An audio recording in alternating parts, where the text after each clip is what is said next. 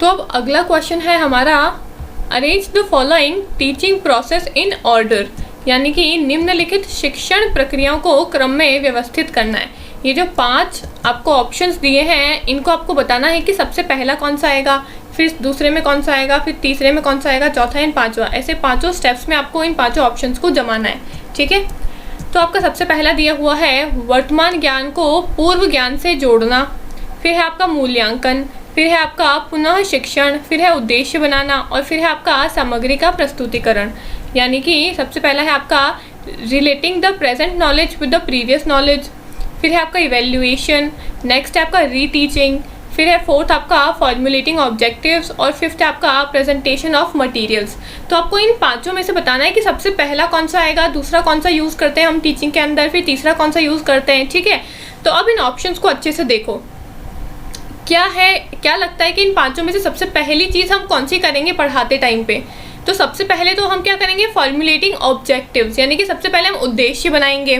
ठीक है, तो फोर्थ वाला आएगा आपका सबसे पहला वाला, फोर्थ आएगा आपके सबसे पहला स्टेप में। ठीक है, अब देख लो यहाँ पे फोर्थ सबसे पहले कौन से ऑप्शन में आ रहा है। यहाँ पे फर्स्ट आ रहा है तो इसको एलिमिनेट कर दो, यहाँ पे सेकंड आ रहा है इसको भी एलिमिनेट कर दो, इसमें फिफ्थ आ रहा है सबसे पहले। फिफ्थ कौन सा है, प्रेजेंटेशन ऑफ मटेरियल। तो सबसे पहले हम मटेरियल प्रेजेंट नहीं करेंगे बच्चों के सामने, पहले हम उद्देश्य बनाएंगे, फिर ही तो बाद में बच्चों को पढ़ाएंगे। और पढ़ाते टाइम पे फिर हम क्या करेंगे, उनके सामने मटेरियल को प्रस्तुत करेंगे। तो सबसे पहले हम उद्देश्य बनाएंगे। इन 5 ऑप्शंस में से फोर्थ नंबर वाला सबसे पहले आएगा आपका। तो फोर्थ नंबर में ऑप्शन नंबर डी दिया हुआ है सबसे पहले। अब इससे पता चल गया कि ऑप्शन नंबर डी जो है वो आपका सही है। ठीक है, अब बाकी सारे देख लेते हैं कि वो किस किस स्टेप पे आ रहे हैं। तो सबसे पहला है आपका option number fourth, formulating objectives, यानी कि आप सबसे पहले क्या करोगे, उद्देश्य को फॉर्मुलेट करोगे, उद्देश्य बनाओगे। ठीक है, अब सेकंड में आप क्या करोगे, relating the present knowledge with the previous knowledge. अब आपने उद्देश्य बना लिए कि आपको कैसे पढ़ाना है अपने बच्चों को, क्या उद्देश्य है आपके। अब उद्देश्य बनाने के बाद में अब आपका क्या काम होगा, पढ़ाने का। अब पढ़ाओगे आप जाके, तो पढ़ाओगे कैसे, जो आपकी प्रीवियस नॉलेज है, जो आपकी पुरानी नॉलेज आपने बच्चों को दी थी, उससे जोड़ जोड़ के नई नॉलेज में पढ़ाओगे, है ना। तो फिर आपका होगा फोर्थ के बाद में फर्स्ट वाला स्टेप, तो ये आएगा आपके सेकेंड स्टेज में। ठीक है, फिर थर्ड स्टेज में हम क्या करेंगे, फिर हम मटेरियल को प्रेजेंट करेंगे, यानी कि उसके बाद में हम मटेरियल को प्रस्तुत करेंगे बच्चों के सामने। अब हमने उद्देश्य बना लिए। ठीक है, उद्देश्य बनाने के बाद में अब हमने पढ़ाना शुरू कर दिया। तो हम पढ़ा कैसे रहे, जो हमने पहले बच्चे को नॉलेज दी थी पुरानी क्लास में, उससे जोड़ जोड़ के नई क्लास में हम नॉलेज देने की कोशिश कर रहे हैं उसको। ठीक है, अब पढ़ा रही हूँ मैं बच्चों को, तो पढ़ाते टाइम पे मैं क्या करूँगी, उनके सामने मटेरियल को प्रस्तुत करूँगी, यानी कि प्रेजेंटेशन ऑफ मटेरियल मेरा थर्ड स्टेज में आएगा। ठीक है, उसके बाद में क्या होगा, उसके बाद में मैं फिर बच्चों का इवेल्युएशन करूँगी, यह आएगा आपका फोर्थ स्टेज में, यानी कि अब मैं बच्चों का मूल्यांकन करूँगी। अब मैंने पढ़ा लिया बच्चों को, पढ़ाने के बाद में अब मैं चेक करूँगी कि उनको कितना समझ में आया है, कितना समझ में नहीं आया है। तो अब मेरे को ये पता कैसे चलेगा, उनका टेस्ट लूँगी तब पता चलेगा। तो टेस्ट किस में लूँगी, इवेल्युएशन में उनका मूल्यांकन करूँगी। ठीक है, और इवेल्युएशन के बाद में होगा आपका रीटीचिंग वाला स्टेप, यानी कि ये है आपका फिफ्थ स्टेप। अब रीटीचिंग और टीचिंग क्या है, अब मैंने जब बच्चों का मूल्यांकन किया, तो मूल्यांकन करने के बाद में मेरे को पता चलेगा भाई हाँ इनको समझ में आया या नहीं समझ में आया। ठीक है, तो जैसा मेरा रिजल्ट आएगा मूल्यांकन करने के बाद में, इवेल्युएशन करने के बाद में, टेस्ट लेने के बाद में, जैसा मेरा रिजल्ट आता है उसके अकॉर्डिंग मैं अपनी नेक्स्ट क्लास को प्रिपेयर करूंगी। ठीक है, अब मेरे को लगता है कि भाई मैंने टेस्ट लिया बच्चों का, बच्चों के कम मार्क्स आए, इसका मतलब उनको समझ में नहीं आया है, तो मतलब मेरे को ये सेम टॉपिक्स उनको वापस से पढ़ाना है, तो मैं वापस से रीटीच करूंगी। ठीक है, तो रीटीचिंग कब करूंगी मैं, जब मेरे को पहले पता होगा कि बच्चों को पहले पढ़ाई हुई चीज़ समझ में आई या नहीं आई, है ना। तो मैं रीटीचिंग कब करूंगी, सबसे लास्ट वाले स्टेप में। तो ये है आपका पूरा स्टेजेस, जिसमें हम सबसे पहले क्या करेंगे, ऑब्जेक्टिव्स को फॉर्मुलेट करते हैं, फिर हम बच्चे को पढ़ाना शुरू करते हैं। पढ़ाते टाइम पे हम बच्चों के सामने मटेरियल को प्रेजेंट करेंगे, जो हुआ आपका थर्ड स्टेज। फिर फोर्थ स्टेज में आएगा आपका इवेल्युएशन और फिफ्थ स्टेज में आएगा आपका रीटीचिंग। ठीक है, एक बार हिंदी में देखते हैं क्वेश्चन को।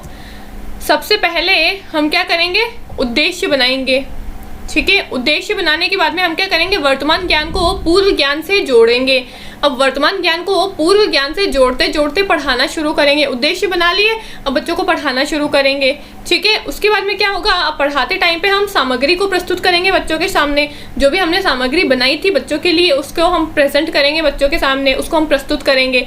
ठीक है, फिर उसके बाद में हम क्या करेंगे, उनका मूल्यांकन करेंगे। है ना, और मूल्यांकन के बाद में हमको जो पता चलेगा कि भाई उनको समझ में आया या नहीं समझ में आया, उसके अकॉर्डिंग हम पुनः शिक्षण करेंगे। ठीक है, तो आपका ऑप्शन नंबर डी जो है वो आपका करेक्ट आंसर है। ठीक है, नेक्स्ट क्वेश्चन है which of the following are learner centred methods, यानी कि निम्नलिखित में से कौन सी शिक्षण की शिक्षार्थी केंद्रित विधियां हैं। लर्नर सेंटर्ड मेथड्स कौन से हैं? अब हमने पढ़े थे टीचर सेंटर्ड मेथड्स और learner centred method. Teacher centred method जिसमें टीचर मेन फोकस में रहता है, सारा काम जो होगा वो टीचर के अकॉर्डिंग होगा, बच्चे को सिर्फ आके चुपचाप से बैठ के जो टीचर बोल रहा है उसको सिर्फ सुनना है। ठीक है, लेकिन लर्नर सेंटर्ड में क्या होता है, लर्नर खुद करके चीज़ों को सीखता है। ठीक है, तो लर्नर सेंटर्ड इन चारों में से कौन सा नहीं है ये आपको बताना है। ऑप्शन में नॉट और बिना नॉट वाला क्वेश्चन अच्छे से देख लेना। इसमें बोला है which of the following are not learner centred, इन चारों में से कौन सा लर्नर सेंटर्ड नहीं है वो हमको बताना है, यानी कि निम्नलिखित में से कौन सी शिक्षण की शिक्षार्थी केंद्रित विधियां नहीं है, हमको ये बताना है। ठीक है, तो अब जो है उसको एलिमिनेट कर दो, जो लर्नर सेंटर्ड है उसको एलिमिनेट कर दो, तो जो नहीं है वो निकल के आ जाएगा सामने। तो हमने पढ़ा था प्रोग्राम्ड इंस्ट्रक्शन, ये आपका लर्नर सेंटर्ड है। फिर पर्सनलाइज सिस्टम ऑफ इंस्ट्रक्शन भी आपका लर्नर सेंटर्ड है। डिफरेंशिएटेड इंस्ट्रक्शन भी आपका लर्नर सेंटर्ड है, लेकिन टीम टीचिंग मेथड जो है वो आपका लर्नर सेंटर्ड नहीं है। ठीक है, मैंने आपको बताया था ना, टीम टीचिंग मेथड जो है वो आपका टीचर सेंटर्ड मेथड है, यानी कि टीम शिक्षण पद्धति क्या है, आपका टीचर सेंटर्ड मेथड है। इसमें एक टीचर्स की टीम होती है, वो 4-5 ग्रुप ऑफ टीचर्स मिलके एक क्लास को पढ़ाते हैं। ठीक है, तो टीम टीचिंग मेथड जो है वो आपका लर्नर सेंटर्ड मेथड नहीं है, वो आपका टीचर सेंटर्ड मेथड है। ठीक है, तो ऑप्शन नंबर बी जो है वो इसका करेक्ट आंसर होगा। अब नेक्स्ट क्वेश्चन क्या बोला है, in the Indian model of micro teaching developed by NCERT the number of student teachers should be, यानी कि एनसीईआरटी द्वारा विकसित माइक्रो टीचिंग के भारतीय मॉडल में छात्र शिक्षक की संख्या कितनी होनी चाहिए। जब हमने माइक्रो टीचिंग वाली क्लास करी थी तो मैंने आपको सब कुछ अच्छे से बताया था कि एनसीईआरटी ने 4-5 पॉइंट्स बताए हैं कि माइक्रो टीचिंग का टाइम पीरियड कितना होना चाहिए, माइक्रो टीचिंग में कितने बच्चे होने चाहिए जिनके सामने आप अपनी माइक्रो टीचिंग की ट्रेनिंग करोगे, है ना। तो इसमें आपको बताना है कि एनसीईआरटी ने कितने नंबर ऑफ स्टूडेंट्स बताए हैं जब आप पढ़ा रहे हो क्लास में, माइक्रो टीचिंग करते टाइम पे जब आप पढ़ा रहे हो क्लास में तो कितने स्टूडेंट्स होने चाहिए, 20 से 25, 5 से 10, 40 से 50 या फिर 50 से अधिक, यानी कि मोर देन 50। तो अगर आपने मेरी माइक्रो टीचिंग वाली क्लास देखी होगी तो मैंने उसमें आपको बताया था कि 5 से 10 बच्चे ही होने चाहिए आपकी क्लास के अंदर जब आप माइक्रो टीचिंग के टाइम पे बच्चों को पढ़ा रहे हो उस टाइम पे। ठीक है, तो ऑप्शन नंबर बी जो है वो इसका करेक्ट आंसर है, 5 से 10 बच्चे। ठीक है, अगला क्वेश्चन बोला है, अब अगला क्वेश्चन में आपको मैच करना है, कुछ फैक्टर्स दिए हुए हैं और उनके कुछ लर्निंग इल्यूस्ट्रेशंस दी हुई है। ठीक है, मतलब कुछ आपको प्रभावित करने वाले कारक दिए हुए हैं और कुछ अधिगम की दृष्टांत दिए हुए हैं। आपको मैच करना है कि कौन सा किससे परफेक्टली मैच होता है। सबसे पहला है आपका साइकोलॉजिकल, फिर है आपका सोशल कल्चरल, फिर है आपका इंस्टीट्यूशन एंड देन है आपका टीचिंग लर्निंग। तो आपको बताना है कि इन चारों में से methods of teaching, faculty relationship, intelligence और फैमिली ये किससे अफेक्ट होते हैं। यानी कि हिंदी में क्वेश्चन बताऊं तो सबसे पहला है आपका मनोवैज्ञानिक, फिर है सामाजिक सांस्कृतिक, संस्थागत और शिक्षण अधिगम। अब ये चारों जो कारक है वो किसको प्रभावित करते हैं, शिक्षण पद्धतियों को, संकाय संबंध को, बुद्धि को या फिर परिवार को। आपको ये मैच करना है। ठीक है, तो अब आप देखोगे कि आंसर में लिखा हुआ है ऑप्शन नंबर डी। ठीक है, मतलब डी आंसर इसका सही है, ये तो आपको पता है, ऑप्शन लिखा हुआ है ऑलरेडी। अब कैसे सही है हम पहले उसको देखते हैं। ठीक है, तो डी में क्या बोला है, ए का आपका थर्ड है, ए कौन सा है, साइकोलॉजिकल। अब साइकोलॉजिकल मतलब क्या है, आपका ब्रेन। ठीक है, साइकोलॉजिकल मतलब आपका ब्रेन, तो ब्रेन किससे जुड़ा हुआ होगा, आपकी इंटेलिजेंस से जुड़ा हुआ होगा। ठीक है, क्या ब्रेन आपकी फैमिली से जुड़ सकता है, फैमिली से तो इमोशंस आएंगे ना, ब्रेन थोड़ी ना आएगा, वो तो आपकी इंटेलिजेंस, आपकी बुद्धि से ही कनेक्टेड होगा। तो साइकोलॉजिकल जो है वो आपकी इंटेलिजेंस से कनेक्टेड है। ठीक है, फिर है आपका सोशियो कल्चरल, सोशियो कल्चरल यानी कि समाज से रिलेटेड। ठीक है, सोशियो कल्चरल यानी कि सामाजिक सांस्कृतिक। अब ये सामाजिक सांस्कृतिक किससे जुड़ा हुआ हो सकता है, आपके परिवार से, परिवार ही तो आपके समाज में आता है, तो सामाजिक सांस्कृतिक आपके परिवार से जुड़ा हुआ है। ठीक है, तो सोशियो कल्चर जो है वो आपकी फैमिली से जुड़ा हुआ है। ठीक है। फिर है आपका इंस्टीट्यूशन। तो इंस्टीट्यूशन अब बचे आपके option number first and option number second. तो इंस्टीट्यूशन इन दोनों में से किससे जुड़ा हुआ हो सकता है? इंस्टीट्यूशन मतलब आपकी फैकल्टी, ठीक है, और टीचिंग लर्निंग मतलब आपके मेथड्स ऑफ टीचिंग, ठीक है। तो आपका ऑप्शन नंबर डी जो है वो आपका सही आंसर है, ठीक है। ऑप्शन नंबर डी जो है वो आपका इसमें सही आंसर है कि मनोवैज्ञानिक आपकी बुद्धि होगी, ठीक है, सामाजिक सांस्कृतिक आपके परिवार से जुड़े हुए होंगे, संस्थागत जो है वो आपके संकाय संबंध से जुड़े हुए होंगे, और शिक्षण अधिगम जो है वो आपकी शिक्षण की पद्धतियों से क्या होंगे? प्रभावित होंगे, ठीक है। तो ये आपका ऑप्शन नंबर फोर्थ जो है वो आपका सही आंसर है। अब अगला क्वेश्चन क्या बोला है? Which of the following are not the characteristics of adult learners. Adult learners की कैरेक्टरिस्टिक्स कौन सी नहीं है वो बतानी है, ठीक है। निम्नलिखित में से कौन सी प्रौढ़ शिक्षार्थियों की विशेषताएं नहीं है, ठीक है। तो अब कौन सी विशेषताएं नहीं है? हमने अडल्ट एंड अडोलसेंट्स की कैरेक्टरिस्टिक्स देखी थी अच्छे से, अगर आपने मेरी क्लास देखी होगी तो उसमें मैंने सब कुछ डिटेल में पढ़ाया है, ठीक है। तो आपने अगर वो क्लास देखी होगी तो ये क्वेश्चन बहुत ही सिंपल है, ठीक है। तो ऑप्शन नंबर सी जो है उसका सही आंसर बता रखा है, लेकिन कैसे बताया है वो मैं आपको पहले बताती हूँ। फर्स्ट ऑप्शन में बोला है दे आर मैच्योर्ड लर्नर्स, ठीक है, कि अडल्ट लर्नर्स जो हैं वो मैच्योर होते हैं। हमको क्वेश्चन में क्या बोला है कि जो अडल्ट लर्नर्स की कैरेक्टरिस्टिक्स यानी कि विशेषताएं नहीं है वो हमको बतानी है। तो कौन सी विशेषताएं हैं उनको बाहर निकाल दो और जो नहीं है वो ऑटोमेटिक आ जाएगी, ठीक है। तो they are mature learners, adult जो है वो मैच्योर होते हैं, तो हाँ होते हैं, ठीक है, मतलब ये इसका सही आंसर नहीं है। कौन सी नहीं है, ठीक है, मतलब अडल्ट लर्नर्स में क्या विशेषताएं नहीं है वो हमको बतानी है। तो अडल्ट मैच्योर तो होते हैं, तो इसको क्रॉस कर दो, ये नहीं हो सकता आपका आंसर। दूसरा है दे एक्ट रैशनली, मतलब वो समझदारी से काम करते हैं, बिल्कुल करते हैं, ठीक है, तो इसको भी हटा दो। सी वाला है आपका they search for reasonably stable identity, यानी कि थर्ड वाला क्या बोला है? वे एक तर्क संगत रूप से स्थिर पहचान की खोज करते हैं, यानी कि तर्क वितर्क लगाते हैं। तो नहीं, वो तर्क वितर्क नहीं लगाते, वो खोज करते हैं नई चीज़ों की, लेकिन तर्क वितर्क नहीं लगाते हैं, ठीक है। फिर फोर्थ वाला क्या बोला है आपका? They can make a balanced choice, यानी कि वो बैलेंस्ड चॉइस बना सकते हैं, यस बना सकते हैं। और फिफ्थ वाला बोला है ऑफन क्वेश्चन कंटेम्प्रेरी वैल्यूज़, यानी कि वो वैल्यूज़ पे क्वेश्चन करते हैं, तो वो वैल्यूज़ पे भी क्वेश्चंस नहीं करते हैं। तो आपका जो सी वाला है स्टेबल आइडेंटिटी वाला वो, और आपका ई वाला, ये दोनों ही अडल्ट के कैरेक्टरिस्टिक्स नहीं है। तो आपका ऑप्शन नंबर सी आपका सही होगा, जिसमें सी और ई आपका सही आंसर है। यानी कि सबसे पहले बोला था कि वे पारंपरिक शिक्षार्थी होते हैं, बिल्कुल होते हैं, तो ये आपका गलत हो गया, एलिमिनेट हो गया। फिर है वे तर्क संगत रूप से कार्य करते हैं, बिल्कुल करते हैं।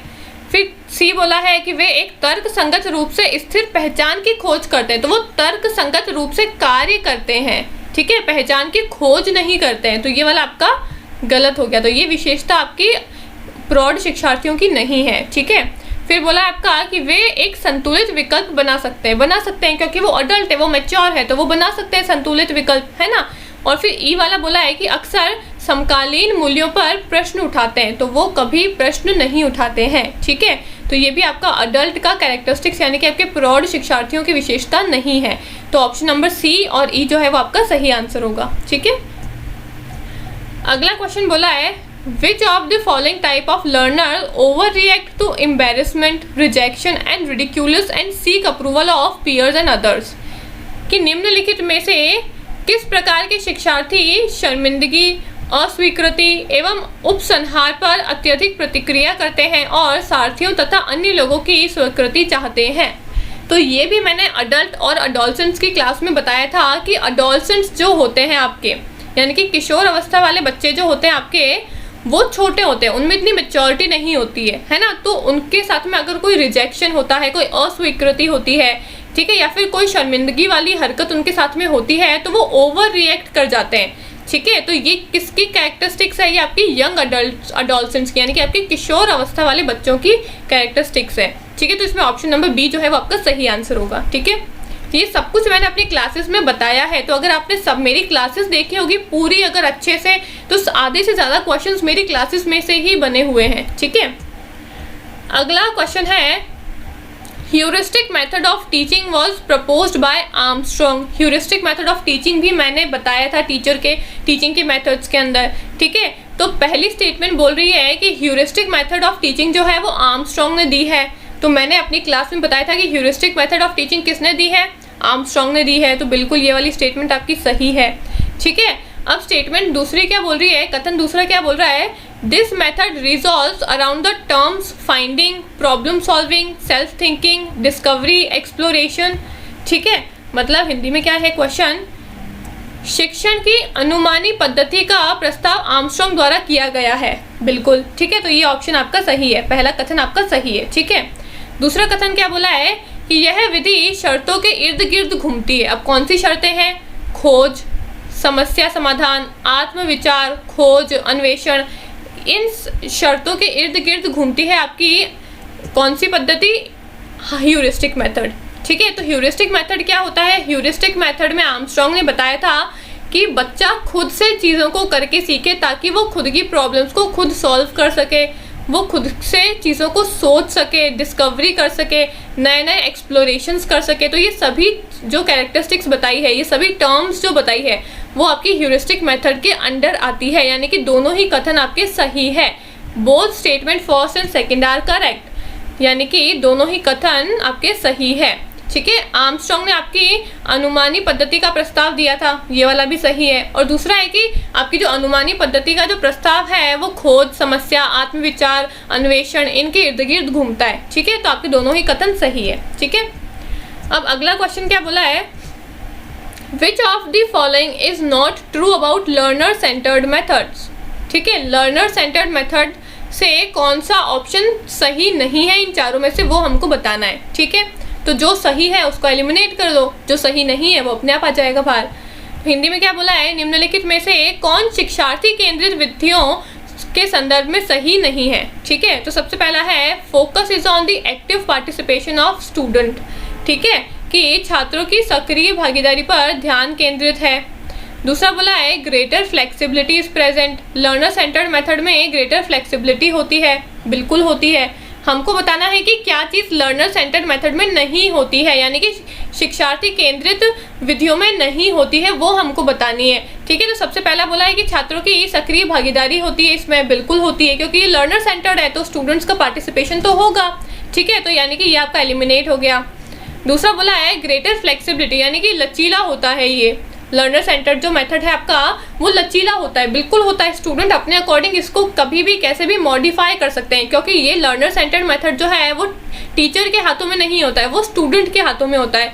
तो ये वाला भी सही ऑप्शन है, ये भी आपका लर्नर सेंटर्ड का कैरेक्टरिस्टिक्स है, तो इसको भी आप एलिमिनेट कर दो, ठीक है। सी बोला है कि conventional in way of approach, यानी कि दृष्टिकोण के रूप में पारंपरिक होता है आपका लर्नर सेंटर्ड, यानी कि शिक्षार्थी केंद्रित विधियाँ कई पारंपरिक होती है। क्या पारंपरिक कौन सी होती है, आपकी टीचर सेंटर्ड वाली, है ना। लेकिन लर्नर सेंटर्ड जो है वो आपकी मॉडर्न अप्रोच है, वो पारंपरिक अप्रोच नहीं है, वो आधुनिक अप्रोच है। तो ये वाला आपका जो है वो लर्नर सेंटर्ड का कैरेक्टरिस्टिक्स नहीं है, ठीक है। लर्नर सेंटर्ड मेथड में ये वाला ऑप्शन जो है वो आपका सही नहीं है, यानी कि ऑप्शन नंबर सी जो है वो आपका करेक्ट आंसर होगा, ठीक है। और फोर्थ क्या बोला है, student can learn even if teacher is absent for some time, यानी कि शिक्षक कुछ समय के लिए अनुपस्थित रहने पर भी छात्र पढ़ सकते हैं, बिल्कुल पढ़ सकते हैं, क्योंकि लर्नर सेंटर्ड जो है वो टीचर सेंटर्ड मेथड नहीं है। लर्नर सेंटर्ड में लर्नर जो है वो मेन फोकस में रहता है, तो अगर टीचर क्लास में उपस्थित नहीं है तब भी बच्चा खुद के अकॉर्डिंग चीज़ों को पढ़ सकता है, चीज़ों को समझ सकता है और रिवाइज कर सकता है, ठीक है। तो ये थी हमारी आज की क्लास जिसमें हमने कुछ क्वेश्चन सॉल्व करे। आई होप आपको क्लास समझ में आई होगी, सभी क्वेश्चंस आपको अच्छे लगे होंगे और समझ में आए होंगे, ठीक है। Thank you.